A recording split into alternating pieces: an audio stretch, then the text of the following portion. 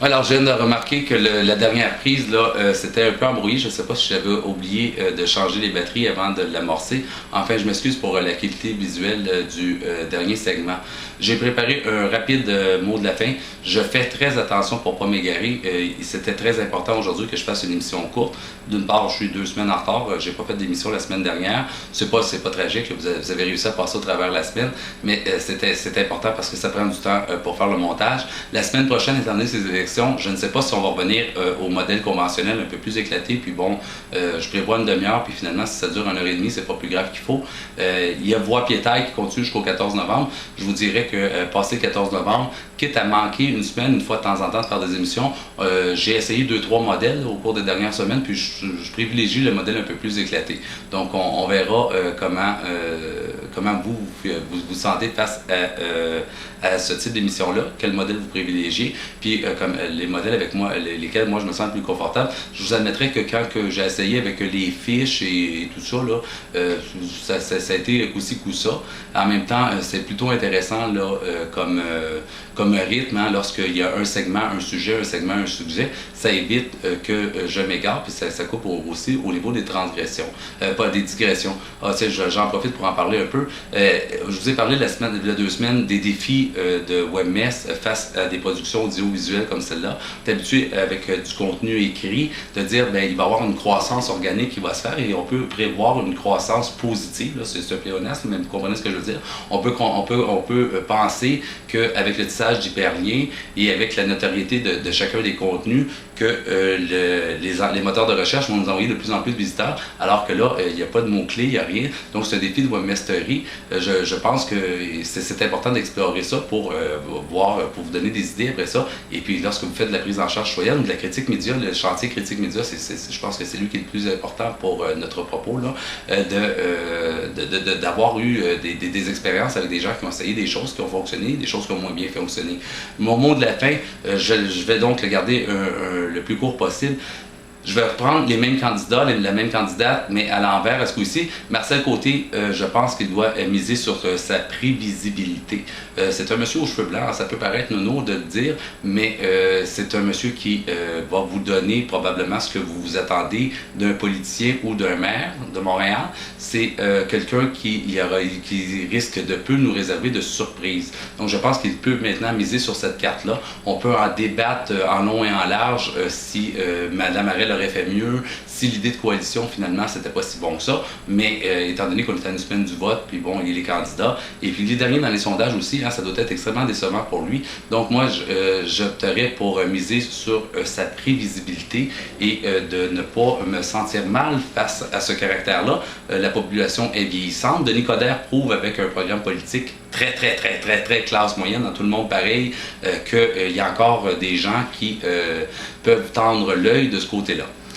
Monsieur Richard Bergeron devra probablement mettre de côté ou en bémol son projet de tramway. Ça ne semble pas décoller sur le plancher, auprès de la concitoyenneté, cette idée que ce serait sexy, si vous me permettez l'expression, d'avoir un tramway à Montréal. Les gens semblent dire que bon, ça appartient au domaine du rêve. Effectivement, j'ai retrouvé mes notes dernièrement. Je parlais de mise en suspension de la modernité, mise en suspension de la temporalité. C'est là qu'il y a l'aspect culturel dans le tramway. Le tramway, sinon, c'est un moyen de transport. J'opterais peut-être pour M. Bergeron, étant donné qu'il est dernier dans les sondages. Je ne sais pas qu'est-ce que son pointage interne, pas dernier, mais avant-dernier, dans les pointages, qui s'est fait doubler, en tout cas par Mélanie Joly, ou que Mélanie Joly lui fait une dure lutte pour la 2e place derrière M. Coderre. J'essaierais peut-être de mettre M. Luc Ferrandez un peu plus à l'avant-plan. C'est un personnage médiatique qui est populaire. Et puis, je pense que si M. Bergeron peut prendre un petit peu de recul face peut-être à ce qui est devenu une unidimensionnalité pour lui, hein, c'est un urbaniste, puis oui, les questions de transport, c'est important, mais un programme politique doit rejoindre plusieurs clientèles, et puis peut-être que M. Ferrandez pourrait l'aider à ce niveau-là. M. Ferrandez est aussi un personnage controversé, donc ça peut être à double tranchant. Je ne dis pas que c'est des bons conseils, je vous dis ce qui me passe, ce que moi je pense de tout ça, là, en fait. Mélanie Joly, j'oserais pas me permettre de lui donner de conseils parce qu'elle mène une campagne qui est marquée par des succès. Ressortir la carte des minoritaires, probablement probablement qu'elle rechignerait à le faire. Elle avait une candidate ici sur le plateau qui était, si je ne me trompe pas, le transgenre, qui avait été escorte, qui était psychanalyste culturelle, qui essayait de communiquer avec M. Obama pour lui donner des conseils en matière d'économie. C'est spécial, je vous l'accorde. En même temps, on a besoin de politique queer, on a besoin de politique minoritaire. Ça aurait été très, très, très intéressant, non seulement que Mme Beauvais se présente candidate sous la bannière de Mme Joly, mais qu'en plus qu'elle soit élue, parce que, encore une fois, c'est le monsieur, la madame qui a juste fait faillite, qui n'a pas été enquiquiné par les médias, puis je vous dis pas que les médias devraient enquiquiner tout le monde puis trouver la petite bébite chez tout le monde, là, mais ça donne une idée que, bon, ça, on parle souvent des États-Unis comme une terre de la deuxième chance, pourquoi pas la politique municipale comme une terre de la troisième ou de la quatrième chance. Hein. C'est toujours les mêmes bébites qui ressortent, là. Elle était trop singulière pour être candidate sous le groupe de Mélanie Joly, donc moi, je trouve que c'est un peu dommage que Mélanie Joly l'ait tassée. J'aimais l'idée qu'elle se présentait sous cette bannière-là. Monsieur Coderre, bon, moi, j'imagine, écoutez, si vous allez me pardonner la platitude de ce que je vais vous dire, mais il reste qu'il doit éviter les grandes erreurs et limiter les risques de dérapage. J'ai ouï dire, ou j'ai flirté avec des documents qui disaient, là, il semble qu'il s'inquiète quand même un petit peu de la montée de Mélanie Joly, commence à sortir des attaques qui se dirigent vers elle. Bon, j'imagine que, je ne me permettrai pas de donner de conseil à M. Coderre, qui a mené une campagne électorale avant même de se présenter comme candidat à Montréal et qui le place, qui l'a projeté sur la ligne d'arrivée. Il était pour être là le jour du vote, parmi vos choix, probablement parmi les meneurs, sinon le meneur. Alors je pense qu'il a montré à tout ce beau monde comment faire une campagne électorale, comment on peut être un politicien avec tous les sobriquets négatifs qu'on peut leur accoler. C'est des menteurs, c'est du monde qui veut juste nos votes, tout le kit, mais n'empêche, il est encore là. Alors ceux qui veulent gagner des élections peuvent sans doute trouver des choses inspirantes dans la campagne que M. Coderre a livrée.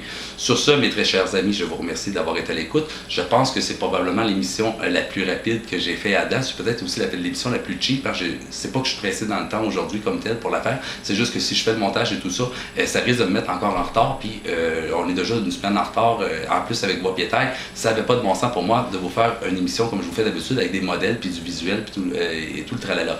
La semaine prochaine, je me prépare. On fait une émission spéciale, évidemment, pour parler des élections municipales.